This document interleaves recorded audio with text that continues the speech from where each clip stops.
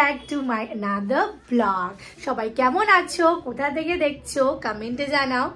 আর চলো আজকে হচ্ছে একটা স্পেশাল দিন সবার কাছে, কারণ আমার শুধু না, সবার কাছে এটা একটা স্পেশাল দিন, বিকজ 31 ডিসেম্বর বছরের শেষ দিন। তো আমরা সবাই বছরের শেষ দিনটাকে খুবই ভালো করে কাটাই, আর বছরের শুরুর দিনটাকে খুব ভালো করে কাটাই।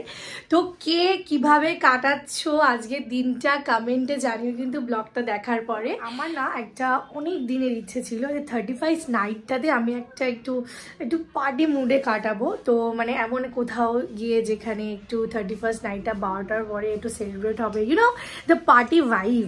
তো সেটা এখনো পর্যন্ত পসিবল হয়নি আমার। কালকে সকালবেলা আমাকে মামা, মানে আমার বড় মামা ফোন করে বললো যে এরকম একটা জায়গায় হচ্ছে তো নিউ ইয়ার পার্টি, তো তুই কি যাবি?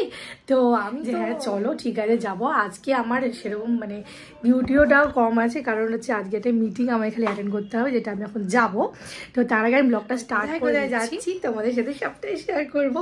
তো আমি তো খুব এক্সাইটেড, বিকজ এটা আমার ফার্স্ট টাইম। হয়তো সবাই অনেকেই তোমরা অলরেডি পার্টি অ্যাটেন্ড করে নিয়েছো, but this is new for me. আমি এটা ফার্স্ট টাইম অ্যাটেন্ড করবো, তাই জন্য ভাবলাম চটচট করে তোমাদের সাথে একটু শেয়ার করি। চলো লেটস গো।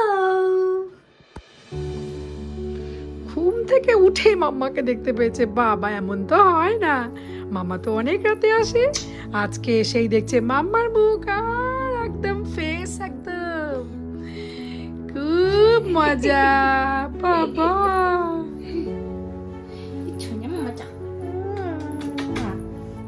সন্ধ্যার চাটা আজকে বাড়িতেই করতে পারছি, তাই তো?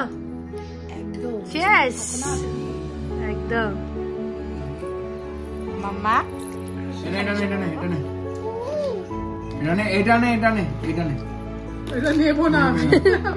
কোনটা নেবে মাম্মা? আচ্ছা নাও নাও নাও, কোনটা নেবে নাও না। আচ্ছা কোনটা নেবে নাও, বড় বিস্কিট। ক্ল্যাপ ক্ল্যাপ ক্ল্যাপ, মামাইকে দিয়ে ক্ল্যাপ ক্ল্যাপ। ডোরেমন এটাও আমার, এটাও আমার। ও বাবা রাগি কোনটা নেবে তুমি? কোনটা নেবে? কোনটা তোমার? ডোরেমন নেবে? ওরে বাবা, সব কিন্তু বলতে বুঝতে পারি। এটাও কি? ও আচ্ছা আচ্ছা, তুমি আসো, তুমি আসো।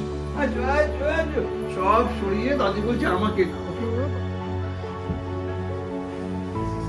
রেডি হয়ে গেছি, এবার পার্টির জন্য আমরা দুজনেই রেডি। তো চলো দেরি না করে যাওয়া যাক।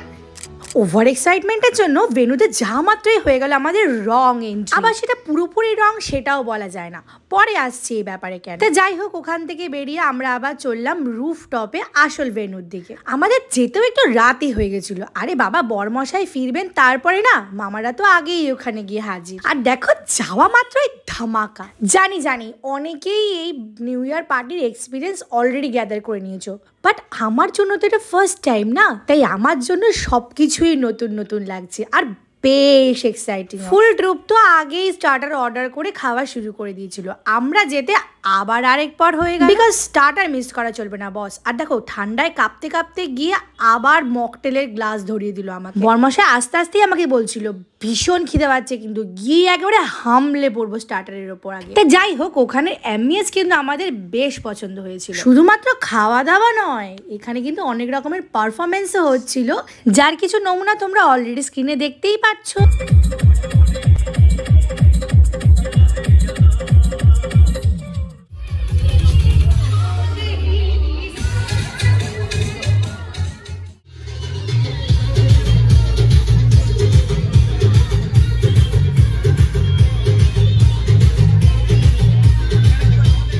আর ভেন্যুর পাশেই পেয়ে গেলাম এই দোলনাটা। আব তো ফটো লেনা বানতা হে বস। পার্টি হবে আর নাচু নাচু হবে না তা কি হয়? হ্যাঁ, এটা হচ্ছে সেই রং এন্ট্রি ভেন্যুটা, যেটা অ্যাকচুয়ালি ছিল ডান্স ফ্লোর। সব কিন্তু ঠিকই ছিল, কিন্তু একটা জিনিস খুব মিসিং ছিল, আমার মিষ্টি পরিটা। আর বছরের প্রথম দিন ওকে ছাড়া আমরা কিছুতেই শুরু করতে পারতাম না। পার্টিতে তো কিডস অ্যালাউড ছিল, of course for the loud music, তাই করে নিলাম ওকে একটা ভিডিও কল।